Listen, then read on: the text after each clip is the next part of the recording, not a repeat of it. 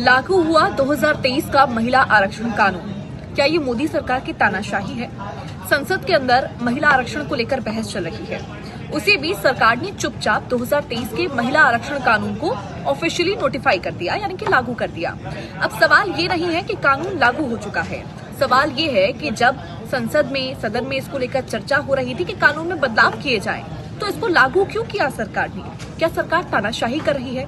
अगर आपसे ऐसा कोई कहे तो ये वीडियो उसको जरूर शेयर कीजिए।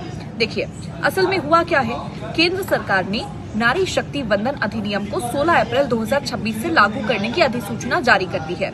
अब इसका मतलब ये होता है कि कानून अब कागज पर पूरी तरह से लागू हो चुका है, ऑन पेपर ये लागू है, लेकिन जमीन पर इसका असर अभी आपको नहीं दिखेगा।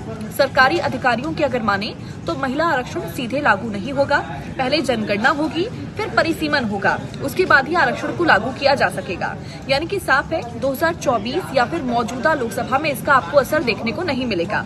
अब सवाल ये कि फिर इसको नोटिफाई क्यों किया गया, इसको नोटिफिकेशन क्यों दिया गया है? तो इसका जवाब पूरी तरह से प्रक्रियात्मक यानी कि एक प्रोसेस का हिस्सा है। नोटिफिकेशन के बिना आप संशोधन नहीं कर सकते हैं, यानी किसी भी कानून में अगर आपको बदलाव करना है तो पहले उसको आपको ऑफिशियली लागू करना होगा, यानी कि नोटिफाई करना होगा, तभी जाकर उसमें कोई संशोधन किया जा सकता है। अब 2023 के कानून में ये कहा गया था कि नई जनगणना के बाद उसके आधार पर ही परिसीमन होगा, फिर आरक्षण लागू किया जाएगा। लेकिन इसमें समस्या ये हुई कि जनगणना और परिसीमन ये बहुत समय लेंगे, इससे आरक्षण 2034 तक टल सकता है।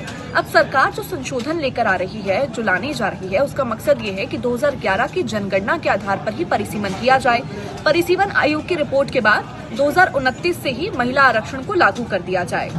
बहुत आसान भाषा में अगर इसको समझे तो 2023 में कानून पास हुआ, 2026 में से नोटिफाई किया गया। अब उसमें संशोधन लाने की तैयारी है। इसका मोटो है कि 2029 से आरक्षण को लागू किया जाए। सरकार इसको लेकर साफ कह रही है, जो पूरी प्रक्रिया है वो तकनीकी है, कोई संशोधन बिना उसके संभव नहीं है।